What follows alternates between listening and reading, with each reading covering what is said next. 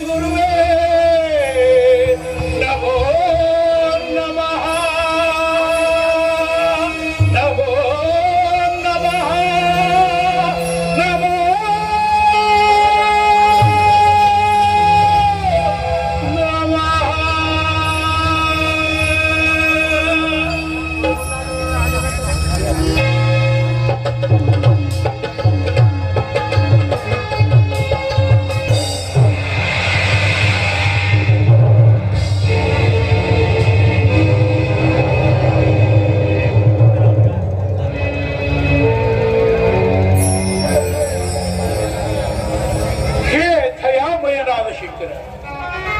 ಮಳೆ ಬಿಸಿಲಿನ ತಾಪವನ್ನು ಸಹಿಸಿಕೊಂಡು ನೀನೋರ್ವನೇ ನನ್ನ ಹೇತ ಮಾತ್ರ ದೇವನೆಂದು ನಿನ್ನನ್ನು ಬಯಸಿದ್ದೇನೆ.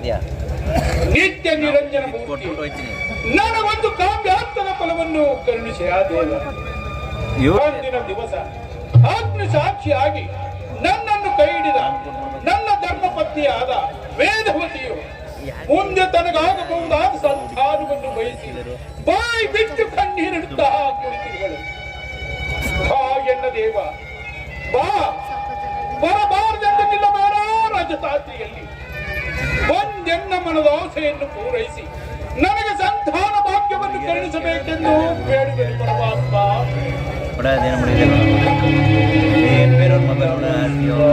ನಿನಗೆ ಮಂಗಳವಾಗಲಿ ದಕ್ಷ ಬ್ರಹ್ಮ.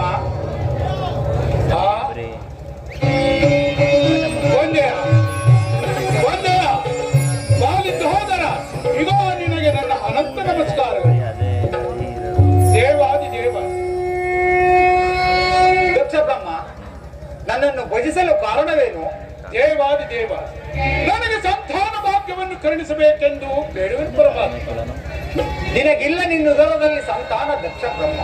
ಆದರೆ ನಿನ್ನ ಶಿವಭಕ್ತಿ ಎಂಬ ಗಿಡವು ಹೂ ಬಿಟ್ಟು ಕಾಯಾಗಿ ಅನೇಕ ಹಣ್ಣುಗಳಿಂದ ಕೂಡಿದ ವೃಕ್ಷವಾಗಿರುವುದು. ಹೀಗಿರುವಾಗ ನೀನೇಕೆ ಚಿಂತಿಸುವೆ? ನಿನ್ನ ಪೂರ್ವ ಕರ್ಮದ ಋಣಾನುಬಂಧಕ್ಕಾಗಿ. ಪೂರ್ವ ಕರ್ಮದ ಋಣಾನುಬಂಧ? ಪೂರ್ವ ಕರ್ಮದ ಋಣಾನುಬಂಧ ಅವನೆಲ್ಲಿಂದ ಬಂತು ದೇವ? ನಿನ್ನನ್ನು ನೋಡಿದ ಮೇಲೆ ಪೂರ್ವ ಕರ್ಮದ ಋಣಾನುಬಂಧ. ಮನಸಾರ ಮೆಚ್ಚಿದನ ಮಹೇಶ್ವರ, ಮಕ್ಕಳಿಗಾಗಿ ನಿನ್ನನ್ನು ಈ ಕೊಡದ ವಸ್ತುವಿಲ್ಲ ಈ ಜಗತ್ತಿನಲ್ಲಿ, ಈ ನಡೆಯದ ವಸ್ತುವಿಲ್ಲ ಬ್ರಹ್ಮಾಂಡದಲ್ಲಿ. ಈ ನಿಜ ಭಕ್ತನನ್ನು ನಿರಾಕರಿಸಲಿ. ದಯಮಾಡಿ ನನಗೆ ಸಂತಾನ ಭಾಗ್ಯವನ್ನು ಕರುಣಿಸಬೇಕೆಂದು ದಕ್ಷ ಬ್ರಹ್ಮ. ಸ್ತ್ರೀ ಪುರುಷರುಗಳಲ್ಲಿ ಅದಾವ ಸಂತಾನವನ್ನು ಬಯಸುತ್ತಿರುವೆ. ನಿನ್ನ ನಿಜ ಭಕ್ತನಾದ ನನಗೆ ಅಷ್ಟು ಅರಿವಿಲ್ಲವೇ ಸ್ವಾಮಿ? ಗಂಡು ಮಕ್ಕಳ ಭಾಗ್ಯಕ್ಕಿಂತ ಹೆಣ್ಣು ಮಕ್ಕಳ ಭಾಗ್ಯವೇ ಭಾಗ್ಯ. ಹೆಣ್ಣನ್ನು ದಾನ ಮಾಡಿ ಪುಣ್ಯವನ್ನು ಗಳಿಸಿದರೆ ಆ ಕನ್ಯಾದಾನದಿಂದ ಕೋಟಿ ಕೋಟಿ ಯಜ್ಞಫಲಗಳು ದೊರೆಯುವುದು. ಅವರು ಸುಪುತ್ರಿಯರಾದರೆ ಇಹ ಪರೆಗಳನ್ನು ಸರಿಪಡಿಸುವ ಸೂತ್ರಧಾರಕರಾಗಿ ತಂದೆ ತಾಯಿಗಳಿಗೆ ಮೋಕ್ಷವಾದಿಯನ್ನೇ ಕಲ್ಪಿಸುವರು. ಆ ಹೆಣ್ಣು ಮಕ್ಕಳ ಪ್ರೀತಿಯು ತಂದೆ ತಾಯಿಗಳಲ್ಲಿ ಗಂಡು ಮಕ್ಕಳಿಗಿದ್ದಲು ಅಪಾರವಾದ. ಆದ್ದರಿಂದ ದೇವ, ಆದಿಶಕ್ತಿಯರ ಕಳೆಯುಳ್ಳ ಸಾವಿರಾರು ಸುಪುತ್ರಿಯರನ್ನು ಕರುಣಿಸಬೇಕೆಂದು ಬೇಡುವೆನು ಪರಮಾತ್ಮ. ನಿನ್ನ ಸುವಿವೇಕಕ್ಕೆ ಮೆಚ್ಚಿದನು ದಕ್ಷ ಬ್ರಹ್ಮ. ಯಾವ ಸುರಗಂಧರ್ವರ ಸುರಭೂಮಿಯಲ್ಲಿ ಪುತ್ರಿಯರ ವಾತ್ಸಲ್ಯವೆಂಬ ಒಂದು ಪವಿತ್ರವಾದ ಧರ್ಮವನ್ನು ಪ್ರತಿಷ್ಠೆ ಮಾಡಬೇಕೆಂದಿರುವ ನೀನೇ ಭಾಗ್ಯಶಾಲಿ. ಅದು ಹತ್ತ ನೋಡು.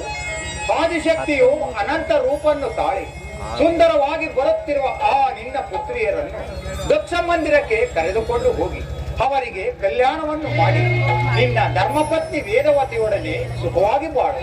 ಧನ್ಯನಾದನು ಪರಮಾತ್ಮ. ಶಿವೋಹಂ.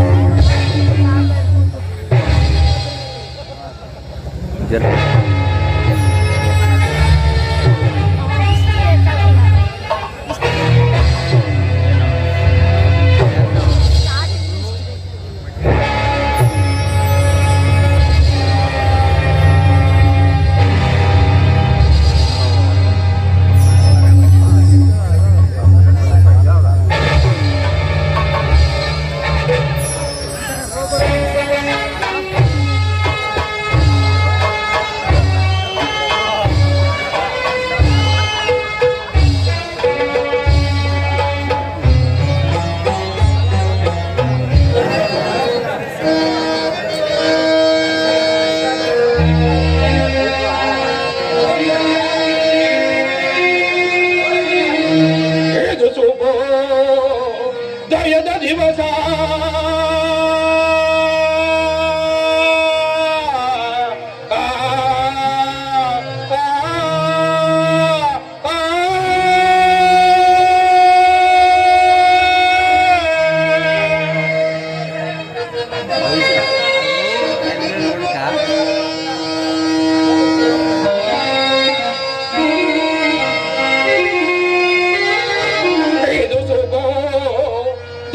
ದಿವಸ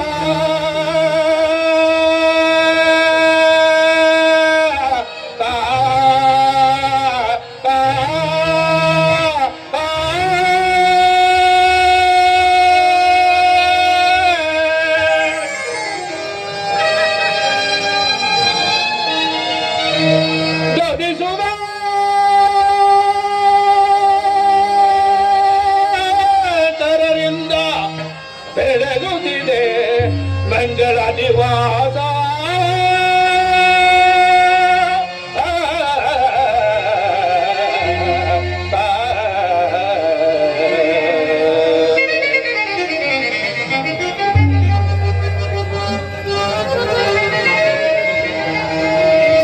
ಮಧುವಣಿಗರನು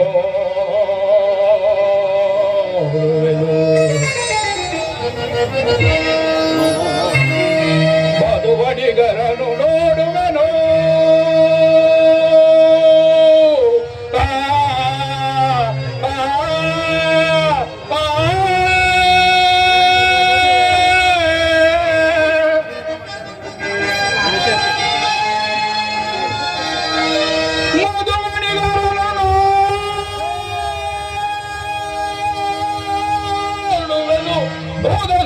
ಬೆಳಗಲಿನ ಕಲ್ಯಾಣ ಲೋಕದಲ್ಲಿ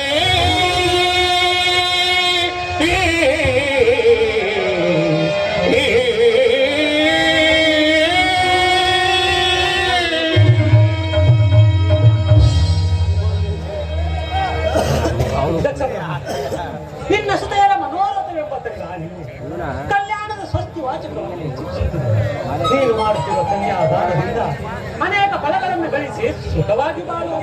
ಕಲ್ಯಾಣವಾಯ್ತಿ ಕಲ್ಯಾಣ ಮಂಟಪಕ್ಕೆ ಬ್ರಹ್ಮಚಾರ್ಯ ದರ್ಶನದಿಂದ ಓಟ ದೇವ ನಿಮ್ಮ ಆಗಮನದಿಂದ ನನ್ನ ಪುತ್ರಿಯರ ವಿವಾಹ ಮಂಟಪವು ಪವಿತ್ರವಾಯಿತು. ಸಾರ್ಥಕವಾಯಿತು ನಿನ್ನ ಜನ್ಮದ ದೇವ.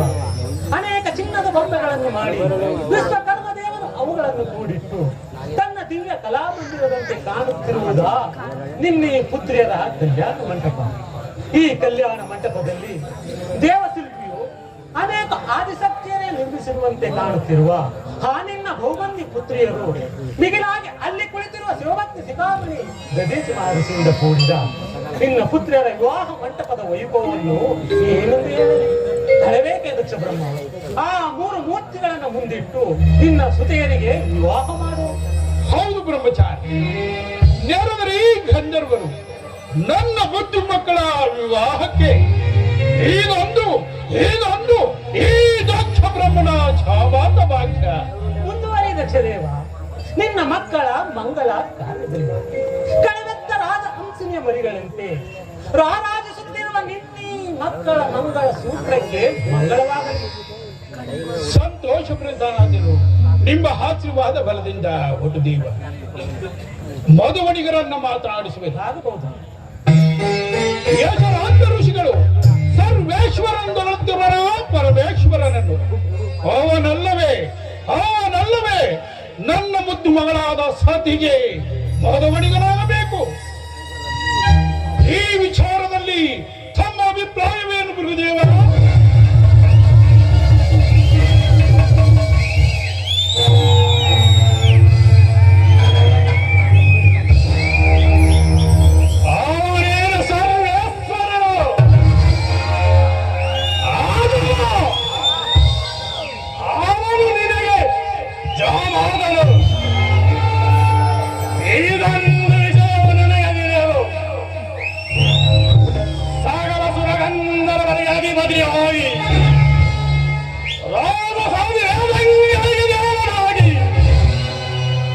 ಅನೇಕ ಬ್ರಹ್ಮಯೋಗಿಗಳಿಗೆ ಬ್ರಹ್ಮನಾಗಿ ಮೆರೆಯುತ್ತಿರುವ ನಿನ್ನ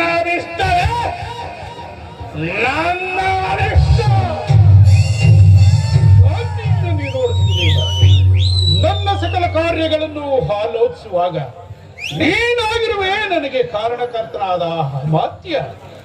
ಅಲ್ಲದೆ ನನ್ನ ಪಂಚಭೂತದ ಅನುಬಂಧದ ಕರ್ಮಗಳನ್ನು ನುಗ್ಗಟ್ಟಿ ಕಳೆಯುವಾಗ ನೀನಾಗಿರುವೆ ನನಗೆ ಮೋಕ್ಷಪತಿಯಾದ ಬಹುದೇವ. ನೀನಲ್ಲದೆ ಮತ್ತಾರು ನನಗೆ ಹಿತೈಷಿಗಳು. ಆಲೋಚಿಸಿದ ದಕ್ಷ ರಾಜ, ನಾನು ನಿನ್ನ ಹಿತೈಷಿ ಆದರೂ ನಿನ್ನ ಅಂತರಂಗದ ಆಲೋಚನೆ ಇದೀಗ ರಕ್ಷಾಂಜನವು ಆಯಾಗಿ ವೈಭವ ಸೇರಿರುವುದು. ಆದುದರಿಂದಲೇ 3 ಲೋಕದ ಸಿರಿ ಸಂಪತ್ತುಗಳಿಂದ ಕೂಡಿದ ಈ ನನ್ನ ಮನೆಯಲ್ಲಿ ಕಾರ್ಯವನ್ನು ಆಗ ಮಾಡಬೇಕು.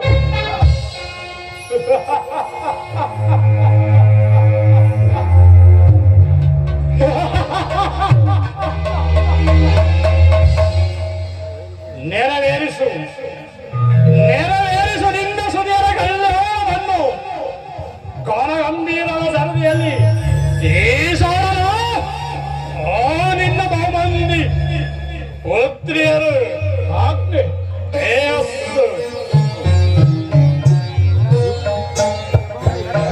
ಬಾಲಶಂಕರನೇ ಭಾ, ಈ ನನ್ನ ಸುದಿಯರ ಕಲ್ಯಾಣ ಮಂಟಪದಲ್ಲಿ ನಿನಗುಂಟು ಒಂದು ಅಗ್ರಸ್ಥಾನ. ದಯ ಮಾಡಿ ಇದಕ್ಕೆ ಸಮ್ಮತಿಸುವೆಯ? ನನಗುಂಟು ದಕ್ಷ ಜಾತೆಯರಲ್ಲಿ ಪ್ರೇಮ, ಅದಾವ ಸುತೆಯು ನಿಲ್ಲುವಳು ನನ್ನ ಪ್ರಣಯ ಪ್ರೇಮಕ್ಕಾಗಿ ದಕ್ಷಪತಿ. ಅವಳೇ ನನ್ನ ಕಿರಿಯ ಮಗಳು ಸತಿ ಎಂಬ ಸುರಸುಂದರಿ. ಸಂತೋಷವಾಯಿತೆ ಸಾಂಬಶಿವ. ಸತಿಗಾಗಿ ನಾ ಬಂದೆ ನಿಮ್ಮಲ್ಲಿನ ವಿವಾಹ ಮಂಟಪಕ್ಕೆ. ಸತಿ ಎಂದರೆ ಮನ ಹಿಗ್ಗುವುದು, ಸತಿಯಾದಳ ಕೈಲಾಸಕ್ಕೆ ರಾಣಿ. ದಕ್ಷಪತಿ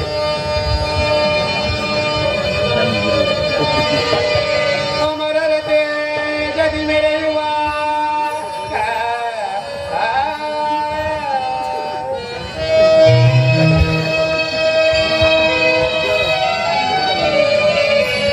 ಅಮರರತೆ ಜದಿ ಮೆರೆಯುವ ಸಮುದಾಯದ ದಕ್ಷಲ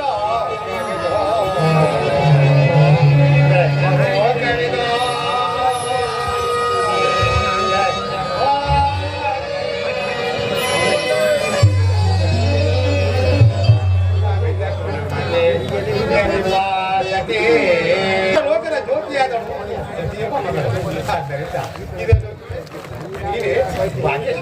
ಧನ್ಯನಾದ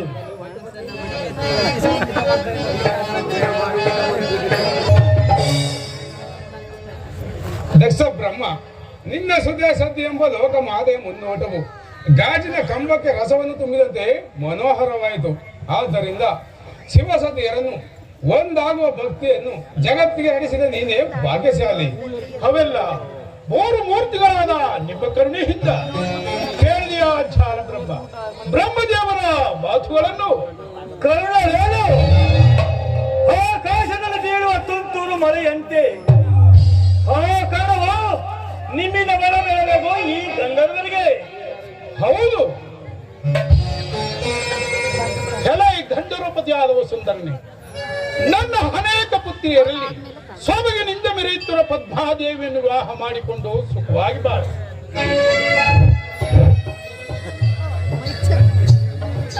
ಚಂದವಾದ ಆಸೆ ಪದ್ಮದೇವಿಯಲ್ಲಿ ಅದಾವ ಸಂಬಂಧವು ನನ್ನ ಹೃದಯದಲ್ಲಿ ಸ್ಥಿರನಾಗು ಗಂಧರ್ವ ರಾಜ. ಅಲ್ಲದೆ ಅಲಂಕರಿಸುವ ನಿನ್ನ ಮನರಾಸೆಯಿಂದ ಬೇವ ಪೀಠದಲ್ಲಿ ಮಧುವನಿಗೆ ನಾನು ಚಂದ್ರಮ.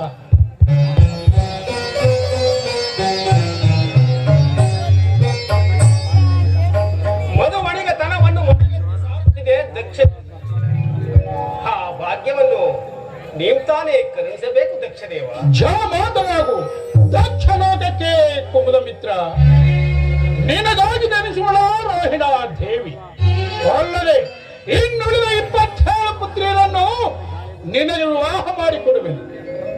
ಕುಡಿ ಬರಿತೆನ್ನ ಮನದಾಸೆ ಮಂದಾರ ವನ್ಯ ಹಸುರೆಂಬ ತರದಂತೆ ಒಂದಾದ ಪ್ರಣಯ ಪ್ರೇಮ ಅದೇಕೆ ಕ್ರಿಯೆಗೆ ಹಲವಾರು ಅಂಗಗಳಲ್ಲಿ ಪರಿಣಮಿಸಿದೆ. ಪ್ರಣಯ ಒಂದು ಅಂಗ ಹಲವಾರು ಅನಂತ ರೂಪ. ಇದು ನಿನಗೆ ನೆನಪಿರಲಿ ಚಂದ್ರಪ್ಪ. ನನ್ನ ಪ್ರೇಮ ಪುತ್ರಿಯರಲ್ಲಿ ಸಮಾನ ಧರ್ಮವಿರಬೇಕು. ಇದೇ ಈ ದಕ್ಷ ಬ್ರಹ್ಮಣ ಘೋರವಾದ ಪ್ರತಿಜ್ಞೆ.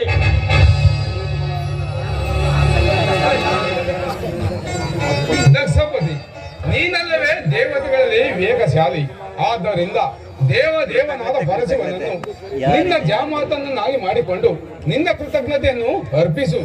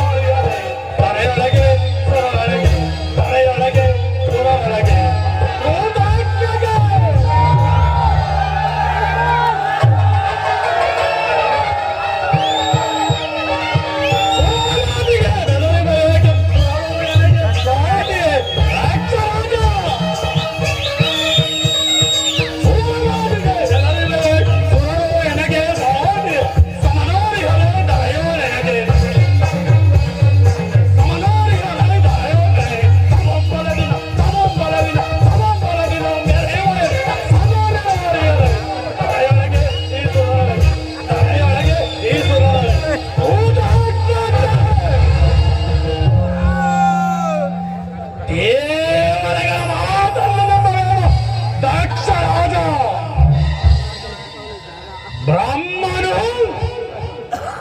ಆಯಾ ದಿನದ ವೈದಿಕ ಈ ಜಗತ್ತನ ಮಾಯಾವಿ. ನಂಬಿದರೆ ನಂಬು, ನಂಬದಿದ್ದರೆ ಬಿಡು. ನಿನ್ನೀ ಮಾಯಾಜಾಲವು ಈ ಹೃದಯದಲ್ಲಿ ಬಲಿಸು. ನಾನು ಗುರುದೇವ, ಅದು ನಿನಗೆ ಮುಂದೆ ಗೊತ್ತಾಗುವುದು.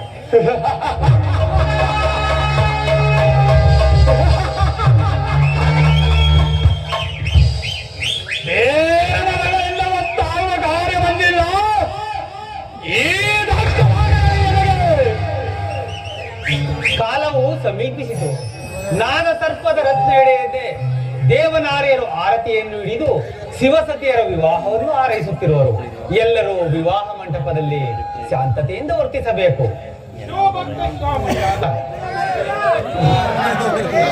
ಶಿವಭಕ್ತ ಶ್ರಾವಣಿಯಾದ ದದೀಚಿರುಷಿ ನಿಮ್ಮ ಶುಭ ಮುಹೂರ್ತಕ್ಕೆ ನಮಸ್ಕರಿಸಬೇಕು. ಎಲೈ ಸೌಭಾಗ್ಯಶಾಲಿಯರೇ, ಮನುವಡಿಗೆಟ್ಟಿಯರ ಮುದ್ದಾದ ಹಸ್ತವು ಓ ಮೌಲ್ಯಗಳಿಂದ ರಂಜಿಸಲಿ. ಈ ಸುವರ್ಣ ಸಂಯುತವಾದ ದಿವ್ಯ ಪೀಠದ ಮೇಲೆ ಶೋಭಿಸುತ್ತಿರುವ ನಿಮ್ಮ ಪ್ರಣಯ ಪ್ರೇಮಿಗಳ ಕೊರಳಲ್ಲಿ ರಂಜಿಸಲಿ. ನಿಮ್ಮ ಪ್ರಣಯ ಪ್ರೇಮದ ಹೂಮಾಲೆ. ಇದರಲ್ಲಿ ಸತಿಯ ಮೊದಲನೆಯ ಸುತೆ.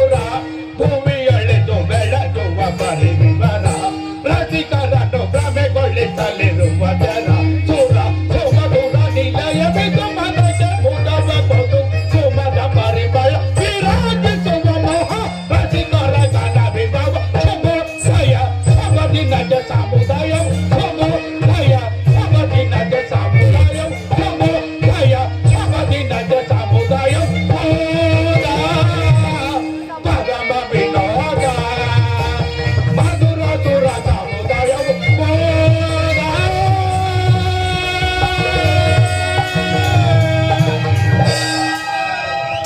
ರಿಕಾರ್ಡ್ ಆವಾಗ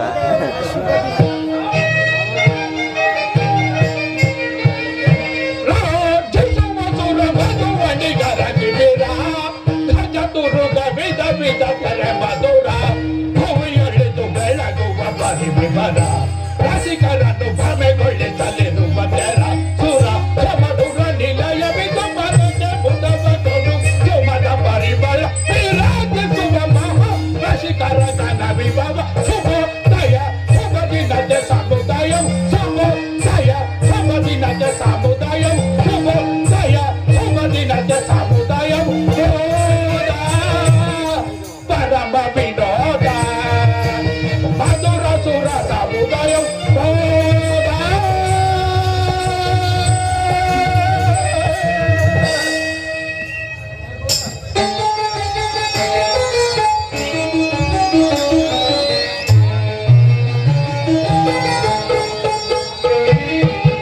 ಗಣಕಾಲಿ ಪರಶಿವನು ದಿನವಾಗಿ ಕುಳಿತಿರುವ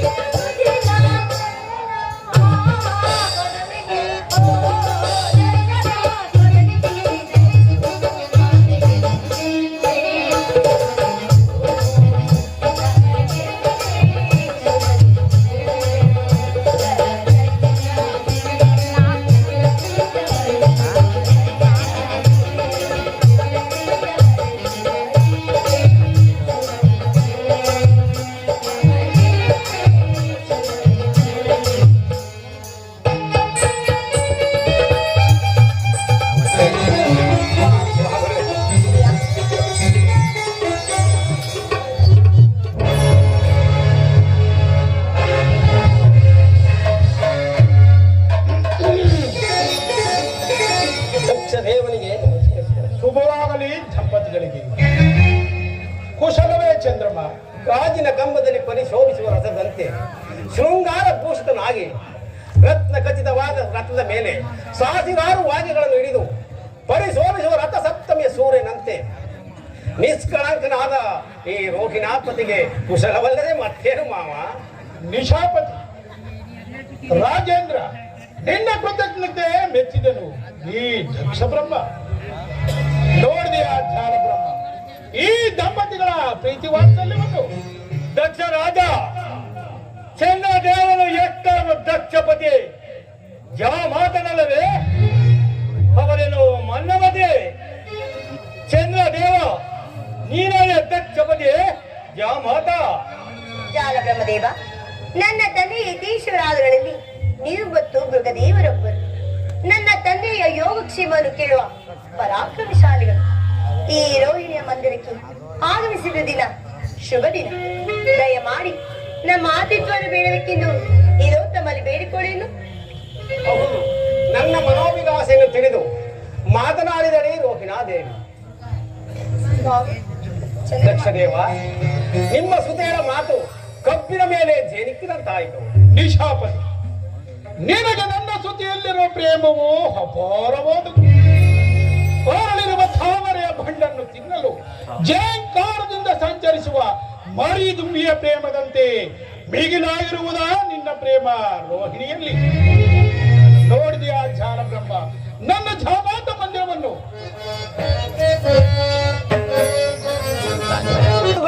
ಆಗಲೇವಾದವು. ಆದರೆ ಹಿಂದಿನ ದಿವಸ ನನ್ನ 5 ಜನಕರುಗಳಲ್ಲಿ ದಕ್ಷಪತಿ ಓರ್ವ ಜನಕನ ದರ್ಶನವಾದ ದಿವಸವೇ ಶುಭ ದಿವಸ. ಅಣ್ಣ ಸ್ವಾಮಿಯೇ, ನಮ್ಮ ಮನೆಗೆ ದಯಮಾಡಿಸಬೇಕೆಂದು ಬೇಡುವೆ. ಪತ್ರಕರ್ತರು ಹೊರಮೇಲೆ ಚಂದ್ರಮ್ಮ.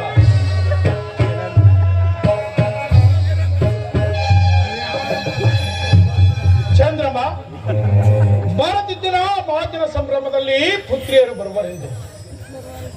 ನನ್ನ ಪುತ್ರಿಯರು ಎಲ್ಲಿಹರು?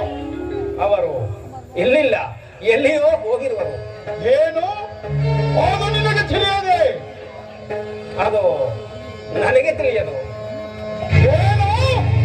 ನಿನ್ನ ಪತ್ನಿಯರ ವಿಚಾರವು ನಿನಗೆ ತಿಳಿಯದೆ? ತಿಳಿಯದು.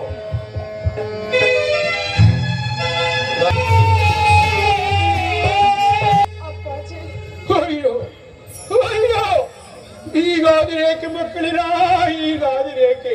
ಅದನ್ನು ಕೇಳಬಾರ್ದಿದೆ ದೇವ. ಸಮುದ್ರ ಬದಿ ಸಿಕ್ಕಿದ ನಾವಿಯಂತೆ ನಮ್ಮ ಪರಿವಾರ ನೋಡಲು ಬಂದಿರಾ? ಪರಿಭವ ಪರಿಭವ ಪರಿಭವ! ದೇವರಾಕ್ಷಸರಿಂದ ಜಯಿಸಲು ಅಸಾಧ್ಯವಾದ ಕೋಲ ಭೈರವಿಯನ್ನು ತನ್ನ ದಕ್ಷ ಪಟ್ಟಣದ ಹತ್ತಿರ ಬಂಧನಲ್ಲಿ ಬಂಧಿಸಿರುವ ಈ ಧುರಧೀರ ದಕ್ಷ ಜಹಾಜರಿಗೆ ಪರಿಭವ! ಯಾವ ಮಹಾವೀರನು ತನ್ನ ಉಗ್ರವಾದ ತಪಸ್ಸಿನಿಂದ ಸಾವಿರಾರು ಸುಂದರನ್ನು ಪಡೆದು ಪ್ರತಿಯೊಬ್ಬ ದೇವತೆಯಲ್ಲಿ ಕೊಟ್ಟು ವಿವಾಹ ಮಾಡಿ ಅಜಯ್ಯನಾಗಿರುವನು? ಅಂತ ದಕ್ಷ ಸುಂದರಿಗಿಂದು ಪರಿಭವ! ನಾನೇ ನನ್ನ ಸೋದರಿಯ ಪರಿಬಳಕ್ಕೆ ಕಾರಣ ಅಪ್ಪಾಜಿ. ನಿನ್ನನ್ನು ಕೇಳಲಿಲ್ಲ, ನಿನ್ನ ಭಾಗ್ಯ ದೈವನಾದ ನಿನ್ನ ಪತಿಯನ್ನು ಕೇಳಿದನು. ಚಂದ್ರಮ, ಇವರಾರು ಇವರಾರು ನಿನ್ನ ಮುಂದೆ ಸಾಗುತ್ತಿರುವ ಈ ಬಾಲಕಿಯರು? ಅವರು ನಿಮ್ಮ ಪುತ್ರಿಯರಾದ ಪುಷ್ಯವತಿ ರೇವತಿಯರು. ಏನು? ನನ್ನ ಪುತ್ರಿಯಾದ ಪುಷ್ಯರೇವತಿಯರು ನಿನಗೆ ಪತ್ನಿಯರಲ್ಲವೇ? ಅದಾರಿಗೆ ಗೊತ್ತು ನನ್ನ ಪತ್ನಿಯರೆಂದು. ಈ ದಕ್ಷಪತಿ ಅರಸನು ನಿನಗೋಸ್ಕರವಾಗಿ ಮಯ ವಿಶ್ವಕರ್ಮವೆಂಬ ಬಡಗಿ ಭಿನ್ನಾಣಾಸ್ತದಿಂದ ನಿರ್ಮಿಸಿದನ ಓ ನಿನ್ನ ಕಲ್ಯಾಣ ಮಂಟಪವನ್ನು. ಅಲ್ಲಾಯಿತು ನನಗೆ ಈ ರೋಹಿಣಿಯ ವಿವಾಹ. ಈ ರೋಹಿಣಿಯ ಪ್ರೇಮಕ್ಕಾಗಿ ಇನ್ನುಳಿದ ಸತಿಯರನ್ನು ಹೊರಿಸಿದೆನು. ದಕ್ಷ ಜಾತಿಯನ್ನು ಸಮಾನ ಧರ್ಮವನ್ನು ನೋಡಿದಬೇಕೆಂಬುದೇ ಈ ದಕ್ಷ ಬ್ರಹ್ಮನ ಗೌರವವಾದ ಪ್ರತಿಜ್ಞೆ. ಅವರನ್ನು ಮೀರಬಾರದು. ಮೀರಿದರೆ ಸತಿಯರಿಗೆ ವಂಚನೆಯನ್ನು ಮಾಡಿದ ದ್ರೋಹಿ, ಕುಲವಿಘಾತ. ನೀನು ಮಾಡಿದ ಈ ಪ್ರೇಮ ವಿಚ್ಛೇದನಕ್ಕೆ ನಿಲಕ್ಷಣ ಬಂದ ಚಿತ್ತ.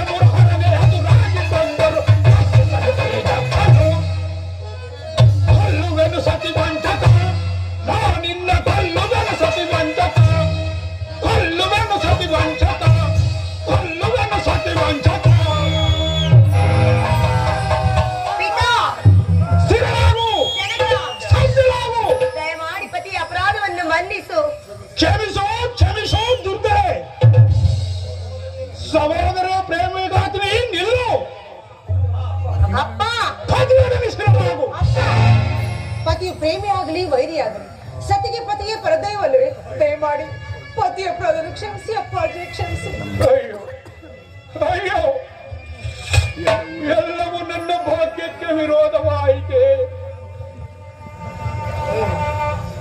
ಅಪ್ಪ, ನನ್ನ ಪ್ರಿಯ ದೇವನಿಗಾಗಿ ಮಾಂಗಲ್ಯ ದೇವ ಚಂದ್ರನ ಪ್ರೇಮಕ್ಕಾಗಿ ಒಂದೇ ಒಂದು ಸಾರಿ ಪತಿ ಭಿಕ್ಷಾದಾನ ಮಾಡು ತಂದೆ, ಪತಿ ಭಿಕ್ಷಾದಾನ ಮಾಡು. ಶಾಖನಾಗು ದಕ್ಷ ದೇವ, ನಿನ್ನ ಮತ್ತು ಮಕ್ಕಳ ಮುಖವನ್ನು ನಾನು ನೋಡಿ ಇದನ್ನು ಬರೀ ಕ್ಷಮಿಸು. ನಿನ್ನ ಸುಂದರಿಗೆ ಪತಿದಾನವನ್ನು ಮಾಡು. ಯಾರಿಂದ ಯಾರಿಗೆ ಪ್ರತಿದಾನ? ಚಂದ್ರನ ವಜ್ರಶಿಲೆಯಂತೆ ಭೇದಿಸಲು ಅಸಾಧ್ಯವಾದ ಈ ದಕ್ಷ ಬ್ರಹ್ಮನ ಗೌರವಾದ ಪ್ರತಿಜ್ಞೆಯನ್ನು ಮೀರಿದ ಭೇದಕ ಷೋಡಶ ಕಲಾವಿದನೆಂದು ಹೆಸರಾಂತ ನಿನ್ನ ಸೌಂದರ್ಯ ಶರೀರವು ರೋಹಿಣಿಯಲ್ಲಿ ಮೀಸಲಾಯಿತು. ಪ್ರೇಮವೇ ಪರದೈವವನ್ನು ನಂಬಿರುವ ಈ ನಿನ್ನ ಪ್ರೇಮ ಶರೀರವು ಕಲಾಹೀನವಾಗಲಿ.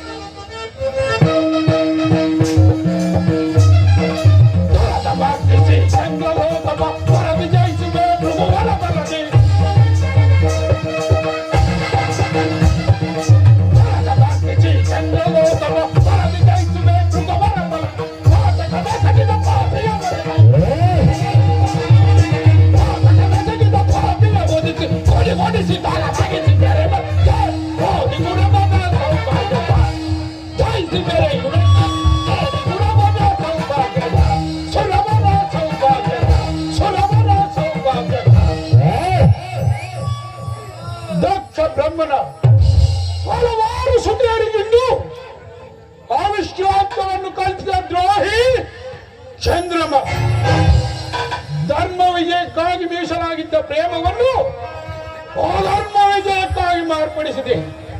ನಿನ್ನ ಮಹತ್ವಾಕಾಂಕ್ಷೆಯನ್ನು ರಾಯಣಿ ಸರಸ ಮಂಟಪದ ಮೇಲೆ ಪ್ರತಿಷ್ಠೆ ಮಾಡಿ ಕೈಲ ಪತ್ನಿಯರಿಗೆ ವಂಚಿಸಿದ ವಂಚಕ ಚೆಲುವಾದ ಚಂದ್ರ ಕಿರಣಗಳಿಂದು ಒಂದೊಂದಾಗಿ ಹಾರಾಡುತ್ತಿರುವುದ ಖಗೋಳ ಮಂಟಪದ ನಕ್ಷೆಯ ಮೇಲೆ ಹೋಗು ಹೋಗು, ನಿನ್ನ ಸುಂದರವಾದ ಶರೀರವನ್ನು ಸಮಾಧಿಯಲ್ಲಿ ಊದಿಟ್ಟು ನಲಿದಾಡುವ ಭೇತಾಳಗಳು. ಹಿಂಬಾಲಿಸುತ್ತಿದ್ದ ಜಾಲಬ್ರಹ್ಮನಲ್ಲಿ ಹೋದ. ಹೌದು, ಇತ್ತಲೇ ಬರುತ್ತಿರುವನು ನಿಧಾನಿಸಕ್ಕೆ ಜಾಲಬ್ರಹ್ಮ. ದಕ್ಷ ಬ್ರಹ್ಮನ ಅಂತರಂಗದ ಪ್ರಾಣ ಬಾಲ್ಯದ ನನಗೆ ಅದನ್ನು ಸಮಯದಲ್ಲಿ ತಡವಾಗಿತ್ತು. ಮಾಡಬೇಡ, ಅತೀತರಾದರ ಕ್ಷೇಮ. ಪದ್ಮ ದೇವ ಮೋಡ ಸಿಂಗಾರ ನಕ್ಷತ್ರದಿಂದ ಬಿಡಲ್ಪಟ್ಟರ ಕ್ಷೇಮ. ಆ ಕ್ಷೇಮ ಮಂದಿರ ನೋಡಲು ನಾವೀಗಲೇ ಹೋಗೋಣ, ನಡೆ. ಹಾಗೆ ಮಾಡು.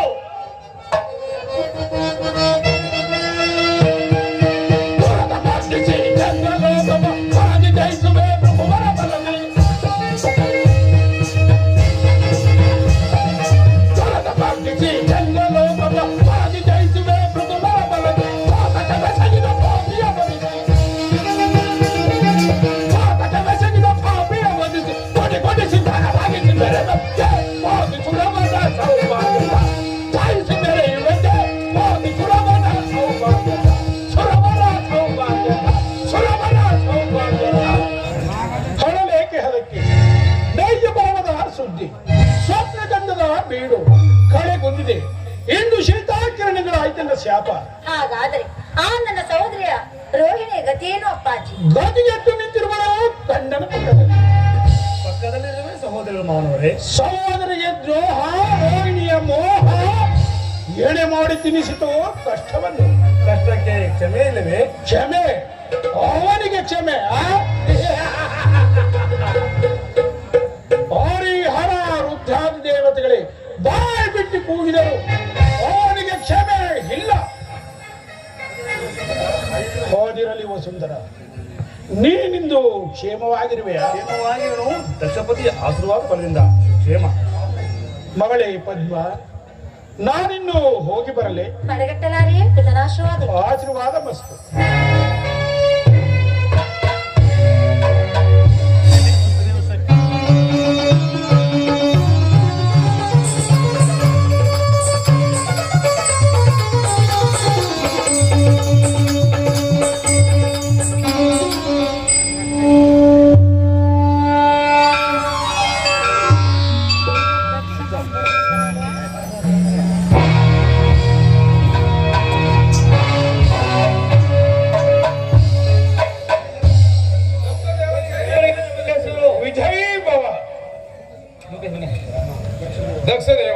ಪ್ರಸಾದವನ್ನು ಸ್ವೀಕರಿಸಬೇಕು. ಹಿರಿಯರಿಂದ ಹಿರಿಯರಿಗೆ ಮನ್ನಣೆ. ವಿವೇಕಿಸು ದಕ್ಷ ಬ್ರಹ್ಮ. ಹಿರಿಯದಾದ ಒಂದು ಬೀಜವು ವಿಶಾಲವಾದ ಮರವನ್ನು ಹೊಂದುತ್ತದೆ. ಆದರೆ ಒಟುವನ್ನೊಳಗೊಂಡ ಬೀಜಕ್ಕೆ ಹೊಂದಿಲ್ಲ. ಸಾಕು ಜೋಲ ಬ್ರಹ್ಮ, ನಾನು ಬರುತ್ತೇನೆಂದು ನಿನ್ನೊಡೆ ಹೇಳಿಲ್ಲವೇ? ನಿಮ್ಮ ಬರುವುಗಳ ಮಾತಲ್ಲ ಈ ದೇವತೆಗಳ ಸಭೆಗಳಲ್ಲಿ. ಆದರೂ ಕಾರ್ಯವು ಮುಗಿತು. ಏನು?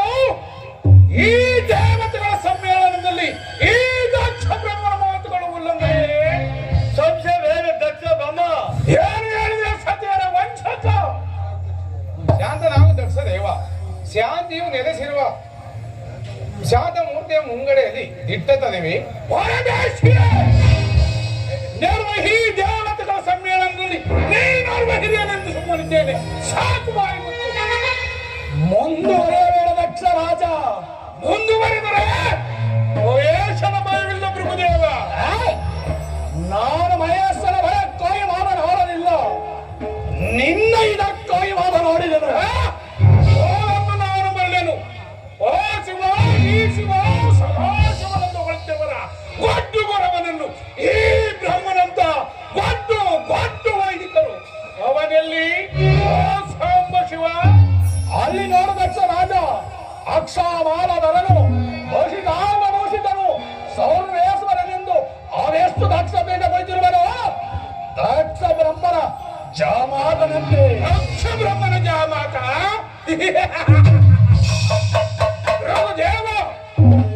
ಈ ದೇವತೆಗಳ ಸಮ್ಮೇಳನದಲ್ಲಿ ಎಲ್ಲರೂ ಹೆದ್ದು ನಿಂದು ನಮಿಸಿಕೊಳ್ಳಿಸುವಾಗ ಅವನೇಕೆ ಸ್ತಬ್ಧನಾಗಿ ಉಳಿದಿರುವನು.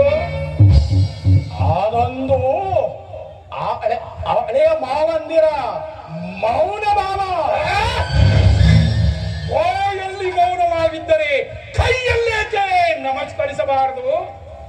ಅವನೇನು ಸದಾಶಿವನು ಅಥವಾ ಅವನೋರ್ವ ಸುರವೇಶವನ್ನು ಧರಿಸಿರುವ ಮಾರಿಯೋ? ಮಾರಿ ಎಂದೆನ್ನ ಬೇಡ ಮಹಾದೇವನನ್ನು. ಮಾರಿಯಂತೆ ಮುರಿದು ಮೊರದೇಳುವ ಧನುಜರನ್ನು ಮನ್ನಿಸಿ ಮಹಾದೇವನ ಭಕ್ತಿಯಲ್ಲಿ ಮನವಿಡಿ. ನಿನಗಾಲ ಪರಿಭವವನ್ನು ಜ್ಞಾಪಕ ನೀಡು. ನಿನ್ನ ಮುಂಗಡೆಯಲ್ಲಿ ಮಹಾದೇವನಿಗೆ ಮತ್ತೊಂದು ಪ್ರಾಯಶ್ಚಿತ್ತವನ್ನು ಕಲ್ಪಿಸಿದನು. ಕಾಡುತ್ತಾರೆ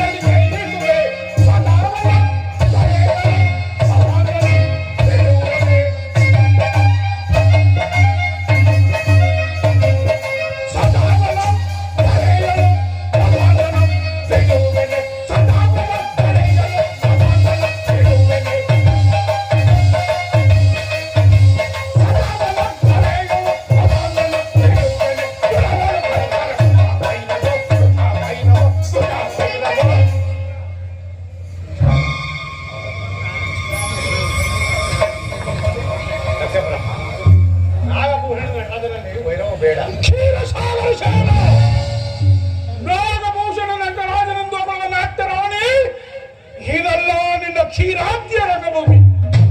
ಹೇಳಿದ ಪ್ರಭುದೇವ, ಆ ವಿಷ್ಣುವಿನ ಮಾತುಗಳನ್ನ ಸದಾಶಿವ ನಾಗಬಾಣ ಶೃಂಗಾರನಲ್ಲವೇ? ನಾಗಾಭರಣ ಶೃಂಗಾರ. ಓಬರಣದ ಅಲಂಕಾರಗಳನ್ನು ತಿಳಿಯದೆ ಸಣ್ಣ ಸಣ್ಣ ಕಾಯಿಗಳ ಸರಮಾಲೆಯನ್ನು ಕಟ್ಟಿಕೊಂಡು ಯಾವಾಗಲೂ ಸೊಗಡನ್ನು ಬೀರುವ ಒಂದು ಹಳೆಯ ಕಾಲ ಸರ್ಪವನ್ನು ಕತ್ತಿಗೆ ಸುತ್ತುಕೊಂಡಿರುವ ಓ ದರಿದ್ರ ಪರಿಸವನು ಶೃಂಗಾರ ಭೂಷಿತನು. ಭಸ್ಮಭೂಷಿತನಾದ ಬಹುದೂರನನ್ನು ನಿರಾಕರಿಸಬೇಡ. ನಿನ್ನ ಬಹುಬಂಧ ಪಾಸವನ್ನು ಬೀಸುವ ಪಾವನ ಮೂರ್ತಿಯಲ್ಲಿ ವ್ಯರ್ಥಾಲಾಪ ಮಾಡಬೇಡ ದಕ್ಷ. ಸಂಭವವಿಲ್ಲದೆ ಹೊಗಳ ಬಟ್ಟೆ ನೀಡೋದೇ ಓ ಸಾಂಬ ಶಿವನಿಗೆ. ಉಡುವುದಕ್ಕೆ ಬಟ್ಟೆ ಇಲ್ಲದೆ ಮಾರುತ್ತ ಕಾಪೀಲವನ್ನು ಕಟ್ಟಿಕೊಂಡು ಶರೀರಕ್ಕೆ ಹೆಣದ ಮೂಲಿಯನ್ನು ಬಡಿಸಿಕೊಂಡು ಕೈಯಲ್ಲಿ ಒಂದು ಕಬ್ಬಿನ ಸಲಾಕೆಯನ್ನು ಹಿಡಿದುಕೊಂಡು ಬೀದಿ ಬೀದಿಯಲ್ಲಿ ಅಲೆ ಭಿಕ್ಷುಕನು ನಿನಗೆ ಭಸ್ಮ ಮುಗಿಸಿದನು. ದಕ್ಷ ರಾಜ ಕನಗಮಂದಿರನೆಂದು ಭಕ್ತಾಧೀನನೆಂದು ಸರ್ವೇಶ್ವರನೆಂದು ಮಗಳಾದ ಸತಿಯನ್ನು ಕೊಟ್ಟು ವಿವಾಹ ಮಾಡಿದ ಆ ವೈಭೋದಿನವನ್ನು ಮರದೆಯ ಒಂದು ದರ್ಶನ ವೈಭವದ ಮಾತಾಗಿರುವುದು. ನಾ ಕೊಟ್ಟ ಮಗಳನ್ನು ಓರ್ವ ಶ್ಮಶಾನವಾಸಿಗೆ ತನ್ನನ್ನು ಹೊತ್ತು ಮೆರೆಯಲು ಒಂದು ಹಳೆ ಕಾಲದ ಮುಂದೆ ಎತ್ತನ್ನು ಹಾರವಾಗಿಟ್ಟುಕೊಂಡಿರುವ ಬಣ್ಣ ಪರಶಿವನಿಗೆ ಮರಳಾಗಿ ವಿವಾಹ ಮಾಡಿದೆ. ಅನೇಕ ಪಿಶಾಚಿಗಳ ಅಧಿನಾಯಕನಾದ ರುದ್ರನಿಗೆ ದೇವ ಮಗಳನ್ನ ಸತಿಯನ್ನು ಶಾಂತನಾಗು. ನೀನು ನನ್ನ ಸಹಮಿತ್ರನೆಂದು ಸುಮ್ಮನಿದ್ದೇನೆ. ರಘುದೇವ, ಇದೊಂದು ಮಹಾಯಜ್ಞವನ್ನು ಕಲ್ಪಿಸಿಕೊಂಡು ಬಂದರೆ ಅನ್ನವನ್ನು ತಿನ್ನುವುದಕ್ಕೆ ಮೊದಲು ಹೊರೆಯನ್ನು ನಾವೇ ಮುಗಿಸಿದಂತಾಯಿತು. ನಡೆಯಿರಿ, ನಮ್ಮ ಮುಂದಿನ ಕಾಲದಲ್ಲಿ ವರ್ತಿಸೋಣ. ಜೈ